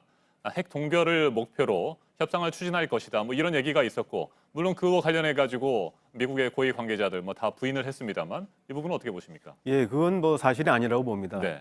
우리가 이제 1994년 제네바 합의 때 이 동결을 통해 가지고 사실상 북한의 핵 개발을 방치했다라고 하는 이제 미국 내 부정적 여론이 있습니다. 그래서 오랫동안 북한에 대한 어떤 동결 개념이 이제 거부감을 가져왔던 게 사실입니다. 이번에 이제 뉴욕 타임즈에서 얘기한 것은 미국이 이제 북한의 동결을 허용한다라고 하는 얘기인데 사실은 이제 어떤 새로운 출발점으로서 그러니까 지난번 이제 북한의 핵실험이나 미사일 시험은 중단됐지만 북한에 대한 핵물질 생산은 막지 못했기 때문에 이번에 이제 낮은 단계 조치로서 동결 얘기가 거론된 것 같습니다. 하지만 이것은 이제 초보 단계 조치라고 볼 수 있고요. 최종적인 목표라고는 볼 수는 없습니다. 네. 최근에 FFVD와 관련해서 미국 당국자들의 이야기가 잇따라 나오고 있습니다. 완전하고 검증 가능하며 관련된 그런 내용들인데 이 부분이 일단 논의의 핵심이 될 것으로 보십니까? 예, 그렇습니다. 그러니까 일각에서는 이제 그 북한의 제재 완화 문제라든지 또는 비핵화의 목표를 낮추는 문제들이 거론되고 있습니다만은 미 국무부는 이제 확고하게 FFVD라는 원칙은 고수하겠다라고 하는 방침을 이제 재천명하고 있습니다. 네. 비건 대표가 유럽을 방문하는 도중에 유럽에서 북한 측 관계자를 만날 가능성은 없다고 보십니까? 현재까지는 그 계획이 없는 걸 알고 있습니다. 그러니까 과거 지난번 이제 그 제3국에서 만날 때도 사전에 이제 어떤 국제회의 초청이라든지 이런 계기를 활용한 측면이 있는데요. 지금은 이제 그런 특별한 사유가 없기 때문에 굳이 뭐 유럽에서 만날 이유는 없지 않나 생각합니다. 네, 트럼프 대통령이 판문점에서 앞으로 2, 3주 뒤쯤에 북한과 미국이 의견 교환을 할 것이다. 실무 협상을 재개할 것이다. 뭐 이런 식의 얘기를 하지 않았습니까? 그랬었는데 이번 유럽 방문은 일단 유럽의 각국들 그리고 한국과 의견 조율을 좀 하고 그 이후에 그러면 실무 협상이 본격적으로 재개된다 이렇게 보면 되겠습니까? 예, 그렇습니다. 이번에 그 비건 대표가 방문하는 독일이나 벨기에가 유엔 안보리 비상임 이사국이고요. 특히 벨기에 같은 경우는 이제 유럽 의회 사무국이 있는 나라입니다. 그렇기 때문에 아마 전반적으로 미국이 이제 자신의 입장을 유럽 의회 또는 이제 그 비상임 이사국들에게 설명하는 자리가 될 것 같고요. 이 계기를 통해서 한미 간의 워킹그룹이 가동되는 것 같습니다. 특히 이제 북한과 미국 간에는 이제 그 장관급 회담이 이제 다음 달이죠. 8월 2일 ARF 아시아 지역 포럼이 열립니다. 여기서 리용호 외무장관과 지금 이제 폼페오 국무장관이 만날 가능성이 있는데요. 아마 그 사전 의미도 있고요. 그래서 아마 그 이달 하순경에 북미 실무급 회담을 앞두고 여러 가지 이제 그 유럽 국가들의 협력 그리고 한미 간의 의견 조율 이런 부분들이 이번 그 유럽에서의 한미 실무회담의 목적이 아닌가 생각을 합니다. 네, 지난 주말에 아주 큰 뉴스가 하나 보도가 됐습니다. 대북 강경파로 불리는 슈퍼매파 존 볼턴 백악관 국가안보보좌관이 조만간 사임할 것이다.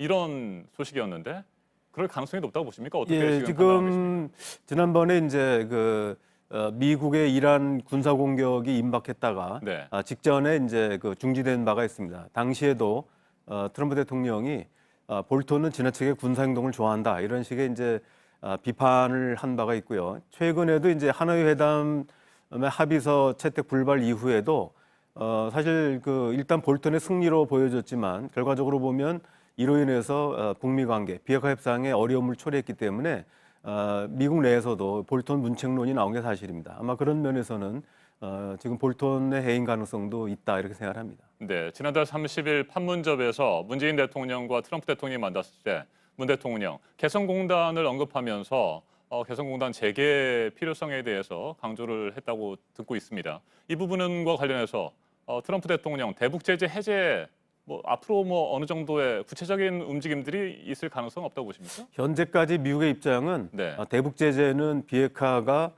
되돌이킬 수 없는 단계에 도달할 때까지는 유지한다는 입장인 것 같습니다. 다만 한국에 의한 부분들, 그러니까 일부 이제 금강산 관광이나 개성 관광 같은 유엔 안보리 제재에 저촉되지 않는 부분에 대해서는 좀 융통성을 보일 것 같지만 실질적으로 이제 유엔 안보리 제재 완화가 필요한 개성공단 같은 경우는 미국이 상당히 좀 거부감을 갖고 있는 것 같습니다. 네, 알겠습니다. 이번 주에 비건 대표와 이도훈 본부장이 독일에서 만나서 어떤 논의들을 하게 될지 잘 지켜봐야 될 것 같습니다. 지금까지 조성렬 국가안보전략연구원 자문연구위원이었습니다. 말씀 잘 들었습니다. 네, 감사합니다. 윤석열 검찰총장 후보자의 인사청문회가 오늘 오전 10시 국회에서 시작됩니다. 검경 수사권 조정과 고위공직자 범죄수사처 설치를 비롯한 검찰 개혁 관련 질문이 쏟아질 것으로 보입니다. 전 용산 세무서장 뇌물수수 사건, 처가와 관련된 사기 사건 연루 의혹 등 도덕성에 대한 검증도 이루어질 전망입니다. 이수진 기자가 보도합니다. 윤석열 검찰총장 후보자 청문회에서 야당은 도덕성 검증에 주력할 것으로 보입니다. 자유한국당은 윤우진 전 용산 세무서장 뇌물수수 사건에 윤 후보자가 영향력을 행사한 것이 아니냐는 의혹을 제기한 바 있습니다. 윤 전 세무서장이 수사를 받는 과정에서 윤 후보자가 대검 중수부 출신 이남석 변호사를 소개해줬다는 겁니다. 처가와 관련된 사기 사건에 대해서도 윤 후보자가 개입했는지 추궁할 것으로 보입니다. 윤 후보자는 서면 답변에서 두 사건 모두 개입한 사실이 전혀 없다고 답했습니다. 더불어민주당은 국정원 댓글 사건 수사에 대한 질문을 통해서 황교안 자유한국당 대표에게 역공을 취할 계획입니다. 지난 2013년 국가정보원 대선 여론조작 의혹 사건의 특별수사팀장이었던 윤 후보자는 검찰 수뇌부의 반대에도 국정원 직원들에 대한 영장을 집행했습니다. 이로 인해 윤 후보자는 수사팀에서 배제되고 정직 1개월 처분을 받았습니다. 여당은 당시 법무부 장관이었던 황교안 대표가 수사에 외압을 행사했는지 집중적으로 캐물을 것으로 예상됩니다. 검경 수사권 조정과 공수처 설치 등 검찰 개혁에 대해서도 구체적인 질문과 답변이 오갈 전망입니다. JTBC 이수진입니다.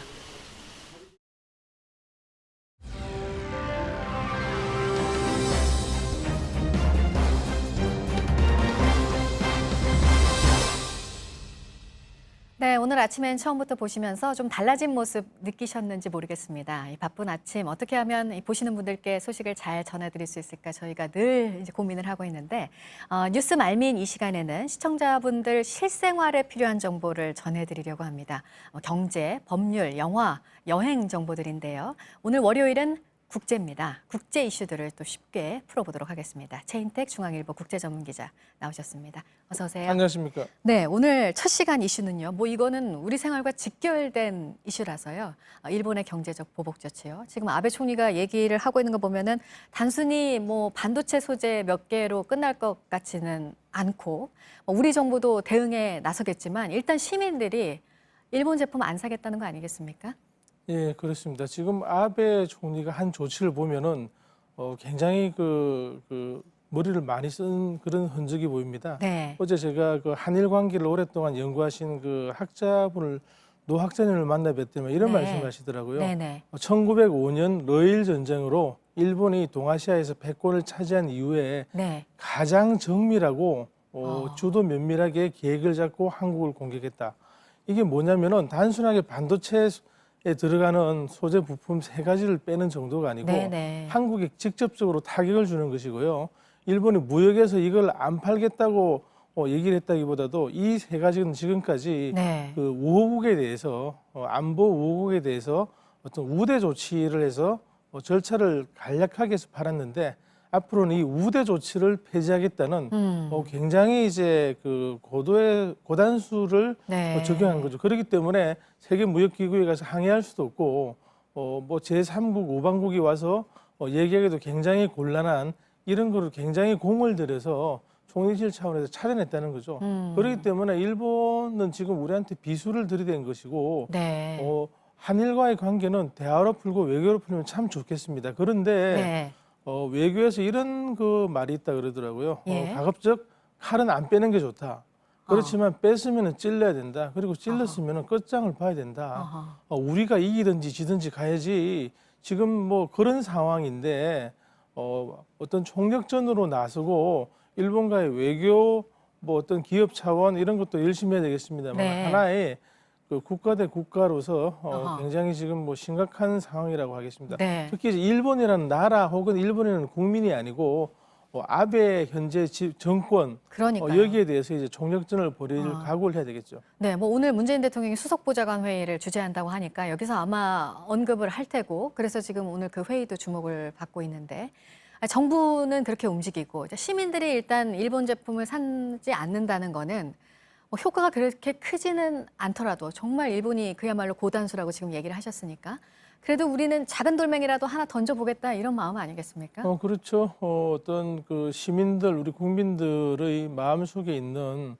우리 한국인이란 정체성 그리고 이제 아베 정권의 어떤 부당한 조치에 대한 항의, 시민들의 항의, 시민 자체가 지금 소비자지 않습니까? 네. 소비자들이 물건을 구입함으로써 어떤 뭐 경제가 유지되는 건데 그게 한축인 소비자가 나섰다는 거는 어떤 경고의 그 음을 발휘하기에 충분한 것으로 볼 수 있겠습니다. 물론 실질적인 타격, 그 타격으로 일본 아베 정권이 이거 안 되겠다고 나설 네. 가능성과는 별개로 우리도 우리로서 할 수 있는 그 의사 표현을 해야 되겠죠. 의지와 신념 그리고 이제 우리 정체성을 확실하게 보여줄 필요는 있다고 봅니다. 이런 차원에서. 네, 일본이 지금 취하고 있는 그 경제적 보복 조치들이 뭐 어떻게든 돌아서 우리 실생활에 영향을 미치겠지만 가장 그래도 딱 실생활에서 느낄 수 있는 거는 지금 일본이 이것도 검토를 하고 있다고 하는데 한국인 비자 요건 강화. 이건 뭐 곧바로 느낄 수 있는 거잖아요. 그렇죠. 한국인 비자 한일 간에 지금 이제 서로 비자는 상호 관계이기 때문에 네. 2005년 그 옛날 고이즈미 정권 때 그 어떤 뭐 한일과의 한일 관계 개선의 한 그 변곡점으로서 비자를 90일간 면제를 했습니다. 90일간 지금 뭐 그냥 여권만 들고 가서 보여만 주면 통과를 하는 지금 그런 상황이라서 굉장히 많은 사람이 관광도 가고 연수도 가고 그리고 이제 사업상 출장도 아무 거리낌 없이 지금 바로 비행기 예약하면은 바로 저도 이제 오늘 타고 오후 되면은 도쿄에 앉아 있을 수 있는 그런 시대가 열렸습니다. 그런데 이걸 중국처럼 며칠 전에 비자를 신청하고 그리고 뭐 가끔 거부되기도 하고 이런 일이 생기면은 한일과의 그 민간 교류가 확 주는 거죠. 네. 그렇게 되면은 서로 감정이 안 좋아지는 건 물론이고 경제 그리고 어떤 문화 교류 그리고 인적 교류 뭐 경제 교류까지 굉장히 이제 그 벽에 부딪히게 되는데요. 이건 정말 극약 처방이라고 할 수 있겠습니다. 네. 그 지난번에 저희 JTBC 뉴스룸에 김상조 청와대 정책실장이 나와서 우리가 뭐 추가로 더 대응을 할 것이냐 물었더니 우리가 대응을 하면은 일본은 아마 바로 다음 카드를 준비해서 꺼낼 것이다. 그러니까 현실화될 그 위험 요소들을 현실화되지 않도록 노력하겠다 이렇게 얘기를 하더라고요. 지금 이 상황에서 뭐가 제일 현명한 조치라고 생각하십니까? 네, 맞는 말입니다. 지금 어떤 뭐 자극적인 조치를 효과가 있는데 자극적이면 그건 상관이 없겠습니다만은 네. 큰 효과는 없는데 괜히 감정만 자극하는 그런 조치를 취할 경우에 일본은 분명히 그걸 노리고 있습니다. 아까 말씀드렸다시피 일본은 지금 100년 내로 가장 주도 면밀하게 네. 한국을 올가면은 수를 둔 것입니다. 지금 바둑으로 따지면 하나를 딱 쏟는데 우리가 그 다음 수를 뜨면은 그 다음 수까지 지금 준비를 하고 있을 겁니다. 그렇기 때문에 일본이 그렇게 가지 않도록 일본의 폐와 수에 매달리지 않고 그게 이제 휘말리지 않도록 네. 굉장히 현명하게 우리들의 행동을 해야 될 것으로 보입니다. 알겠습니다. 여기까지 듣도록 하겠습니다. 최인택 중앙일보 국제전문기자였습니다. 고맙습니다. 네, 치프라스 그리스 총리가 3개월가량을 앞당겨서 실시를 했습니다. 그리스 총선 출구조사 결과 여당이 패했습니다. 보수 성향의 신민당이 압승을 하면서 이대로 만약에 결과가 확정이 된다면 4년 반 만에 정권 교체가 예상이 됩니다. 심수미 기자의 보도입니다. 현지 시간 7일 치러진 그리스 총선의 출구조사 결과 제1야당인 보수 성향의 신민주당이 40%로 1위를 차지했습니다. 치프라스 총리가 이끄는 여당 급진 좌파 연합 시리자는 28.5%에 그쳤습니다. 시리자는 총선을 앞둔 여론조사에서도 10%포인트 이상 뒤처져 왔습니다. 치프라스 총리에 대한 실망감이 반영된 국민 심판 성격의 결과라는 분석입니다. 2015년 1월 총선 당시 유로존 탈퇴와 긴축 거부 등을 약속하며 역사상 최연소 총리에 올랐지만 채권단에 더 강화된 긴축안을 수용하는 등 공약을 파기하며 반발을 불렀습니다. 치프라스 총리는 지난 5월 유럽의회 선거와 지방의회 선거에서 연이어 참패하자 당초 10월로 예정됐던 총선을 7월로 앞당겼습니다. 신민주당의 승리가 확정되면 미초타키스 대표가 총리에 오를 것으로 보입니다. 감세 정책, 강력한 성장을 약속하며 지난 3년간 여론조사에서 줄곧 1위를 차지했습니다. JTBC 심수혜입니다. 영미하면 떠오르는 얼굴들이 있죠. 지난해 평창올림픽에서 우리 컬링에 처음으로 메달을 안겨줬던 팀킴이 1년 반 만에 그때 그 자리에 섰습니다. 컬링 내 부조리를 고백하고 한동안 어려움도 겪었지만 다시 국가대표에 도전합니다. 온누리 기자입니다. 지난해 컬링장을 쩌렁쩌렁하게 올렸던 영미는 이제 조금 다르게 불립니다. 팀의 맏언니였던 김은정이 아이를 낳고 자리를 비우면서 이제 영미는 팀 동생들을 다독이는 맏언니가 됐습니다. 길어져서 이제 따라 하시는 분들이 많이 없어지실 것 같은데. 선명한 오륜 마크가 올림픽의 추억을 불러내는 그 얼음 위에서 선수들은 오랜만에 웃었습니다. 조심스럽게 돌을 밀어내고 힘차게 얼음을 닦아내고 위기엔 머리를 맞대면서 경북체육회는 첫 경기에서 전북도청을 10대 2로 크게 이겼습니다. 올림픽이 끝난 뒤 큰 영광의 뒤엔 상처가 많았다고 털어놓았던 선수들. 그 어려움을 함께하며 더 돈독해진 팀킴은 이번 대회를 통해 1년 동안 내려놓았던 태극마크에 다시 도전합니다. 3년 뒤 베이징 동계올림픽에서는 은메달을 넘어 새 역사를 쓰겠다는 목표도 세웠습니다. 은메달을 따고 다시 금메달을 따는 팀이 없었대요. 일단 목표는 금메달로 하고. 컬링 국가대표 선발전은 11일까지 이어지는데 첫날 경기에서는 경북체육회와 경기도청, 춘천시청 팀이 1승씩 거뒀습니다. JTBC 온누리입니다. 중국 진출을 앞두고 있는 전북현대의 김신욱이 고별전이 될 수 있는 어제 경기에서 선제골을 터뜨리고 큰절 세리머니를 펼쳤습니다. 김신욱은 4년 동안 많이 응원해줘 감사하다며 인간으로서 선수로서 성장해서 돌아오겠다라고 말했습니다. 전북은 성남을 3대 1로 꺾고 하루 만에 선두를 되찾았습니다. 미안하고요.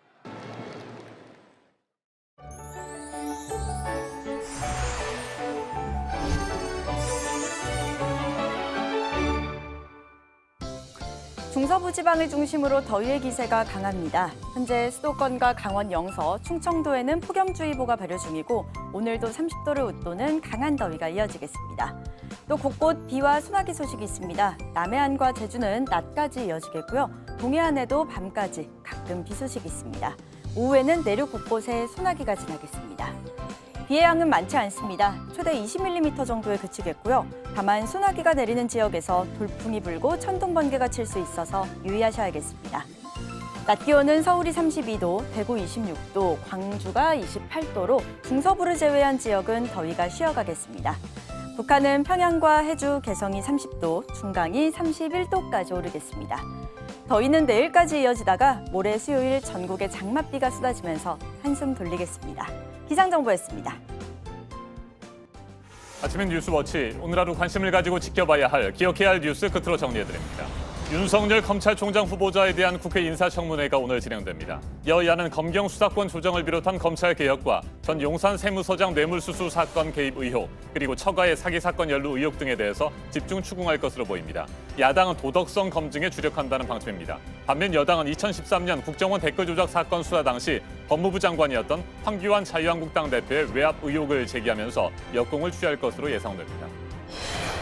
법무부 장관 후보에 포함된 것으로 전해진 조국 청와대 민정수석이 자신을 둘러싼 의혹에 대해 해명하는 문자 메시지를 일부 의원에게 보낸 것으로 파악됐는데 처음 보낸 시기가 법무장관설이 보도되기 전인 것으로 알려졌습니다.